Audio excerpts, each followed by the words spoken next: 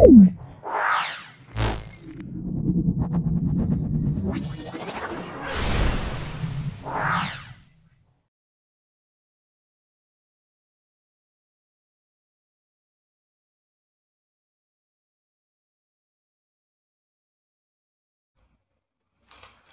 এসো আজকে আমাদের লাস্ট সেট, সেটা হলো 14 নম্বর সেট সাঁতরাগাছি কেদারনাথ ইনস্টিটিউশন এবং কাটোয়া কাশিরাম দাস ইনস্টিটিউশন। খুব ভালো করে দেখো, অবশ্যই ভিডিও থেকে উপকৃত হবে। প্রথমে ভৌত বিজ্ঞান পোর্শনে চলে এসো। এটাই লাস্ট স্কুল, এর আগে 13টা সেট আপলোড করেছি, দেখে নাও। উষ্ণতা যে যন্ত্রের সাহায্যে মাপা হয় তার নাম হলো থার্মোমিটার। আর তারপর দেখো প্রমাণ চাপে পারদের স্ফুটনাঙ্ক কত? প্রমাণ চাপে পারদের স্ফুটনাঙ্ক 357 সেন্টিগ্রেড। কুরিয়ামের চিহ্ন আমরা বলবো সিএম মানে কুরিয়াম। পরমাণুতে ইলেকট্রন প্রোটনের সংখ্যা সমান হয়।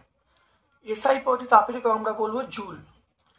নিউটন বিহীন একটি পরমাণুর নাম আমরা বলবো সেটা হলো হাইড্রোজেন পরমাণু, এটা হলো সাধারণ হাইড্রোজেন, আমরা বলবো সাধারণ হাইড্রোজেন। Zn প্লাস H2SO4 সমান Zn2SO4 প্লাস H2, এটা ড্যাশ, এটা কোন ধরনের বিক্রিয়া? এটা আমরা বলবো প্রতিস্থাপন বিক্রিয়া, এটার নাম হলো প্রতিস্থাপন বিক্রিয়া। অ্যামোনিয়াম দেখে নাও, অ্যামোনিয়াম সালফেটের সংকেত হলো NH4 অ্যামোনিয়া NH4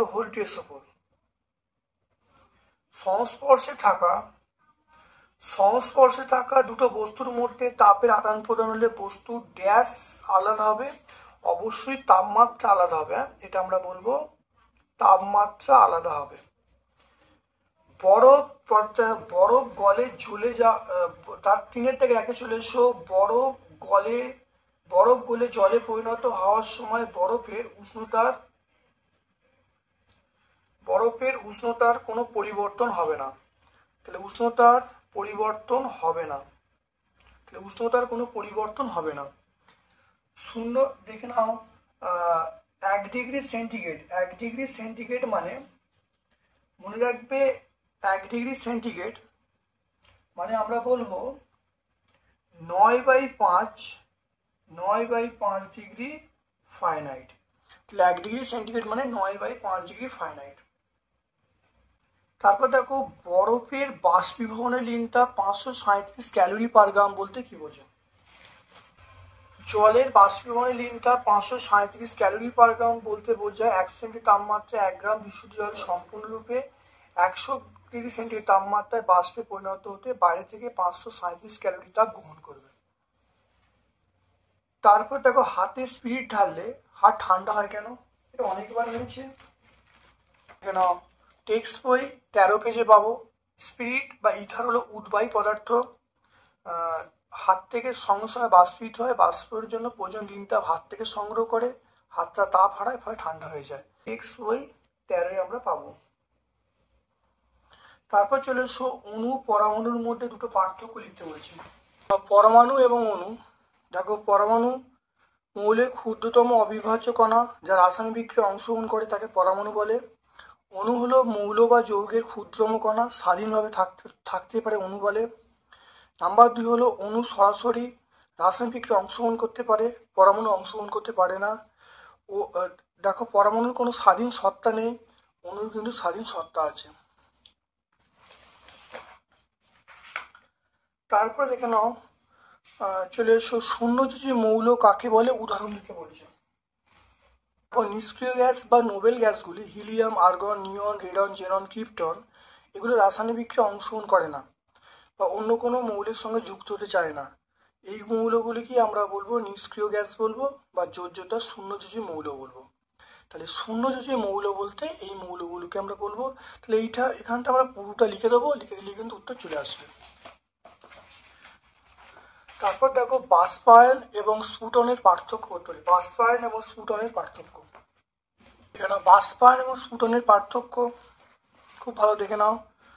বাষ্পায়ন দেখো যে কোনো উষ্ণতে হয়, স্ফুটন একটি নির্দিষ্ট উষ্ণতে হয়। বাষ্পায়নে যে কোনো চাপে হয়, স্ফুটন একটা নির্দিষ্ট চাপে হয়। বাষ্পায়ন দেখো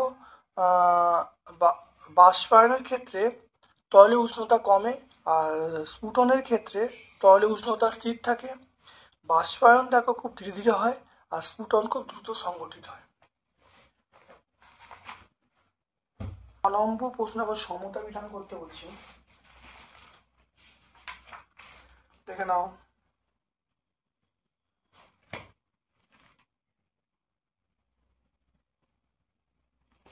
সমতা বিধান করা যায়, এখানে এটা 2 হবে, এখানে 2 হবে, এখানে 4 হবে। সমতা বিধান করা আছে, তোমরা অবশ্যই সমান দিয়ে দেবে, সমতা বিধান করে দেবে। তারপর দেখো লাইফ সায়েন্সের পোর্শনে চলে এসো, সেটা হলো এমন একটি খাদ্য উপাদানের নাম লেখো যার শক্তি পাওয়া যায় না, সেটা ভিটামিন বলবো। দেহে জলের পরিমাণ নির্দিষ্ট রাখতে কোন মৌলের ভূমিকা সবচেয়ে বেশি গুরুত্বপূর্ণ, আমরা বলবো সোডিয়াম।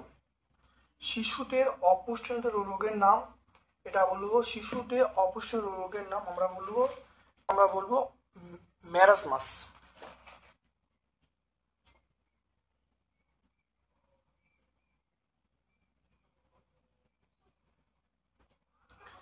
ড্যাশের অভাবে গলগণ্ড রোগ হয়, এটা আমরা বলবো আয়োডিন।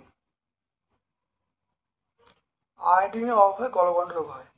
যে রোগে মূত্রের মাধ্যমে শর্করা বার হয় তাকে আমরা বলবো মধুমেহ, মধুমেহ বা ডায়াবেটিস। মধুমেহ বা ডায়াবেটিস বলবো। দেখো